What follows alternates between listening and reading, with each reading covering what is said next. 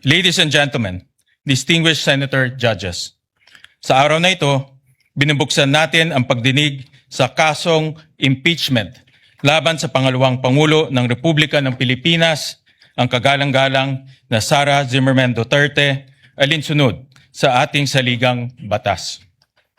Sa pagtupad natin sa tungkuling ito, malinaw ang panata na ating sinumpaan to do impartial justice according to the Constitution and the laws of the Philippines. Ibig sabihin nito, ang bawat pasya natin ay dapat nakabatay lamang sa saligang batas, sa ating mga batas, sa mga alintuntunin ng hukumang ito, at sa mga ebidensyang ihaharap na walang kinikilingan at walang pinapanigan. Impeachment is a constitutional mechanism that holds the highest public officials of the Republic accountable to the people. We cannot achieve accountability, nor can we faithfully serve justice without the truth.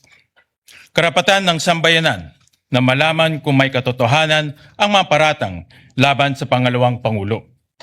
Tungkulin nating timbangin ang mga ebidensyang ihaharap at tiyakin ang ating magiging pasya ay nakabatay lamang sa batas at sa mga katotohanang mapatutunayan sa paglilitis. Ipagkakaloob ng saligang batas sa Senado ang natatanging kapangyarihang dinggin, litisin at pagpasyan ang lahat ng kaso ng impeachment. Kakibat ito ang pananugutang tiyakin na ang paglilitis ay isinasagawa ng may integridad, kaayusan at buong paggalang sa proseso. Sisiguraduhin natin na magiging maayos, bukas at madaling maunawaan ng ating mga kababayan ang prosesong ito. Pagkakaloban ang magkabilang panig, ang prosekusyon at ang depensa ng sapat at makatarungang pagkakataon upang magharap ng ebidensya, magsuri at magtanong sa mga testigo at mailahad ng buo ang kani-kanilang mga argumento. Sa ganitong paraan, mahiharap sa taong bayan ang malinaw na batayan upang maunawaan ang mga isyong nakapaloob sa Articles of Impeachment.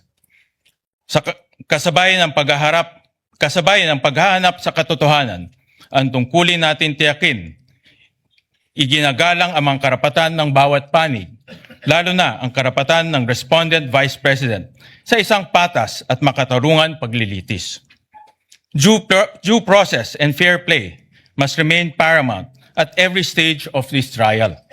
Let us be firm in the search for truth. Let us remain faithful to the rules of this court, the rule of law, and above all, the Constitution. Nakatutok ang buong sambayanan. Bawat kilos, salita, at pagpapasyang ating gagawin ay huhubog sa kasaysayan.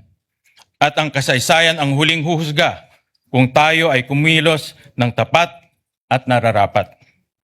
Nais kong bigyan ng katiyakan ng lahat, lalo na ang ating mga kababayan.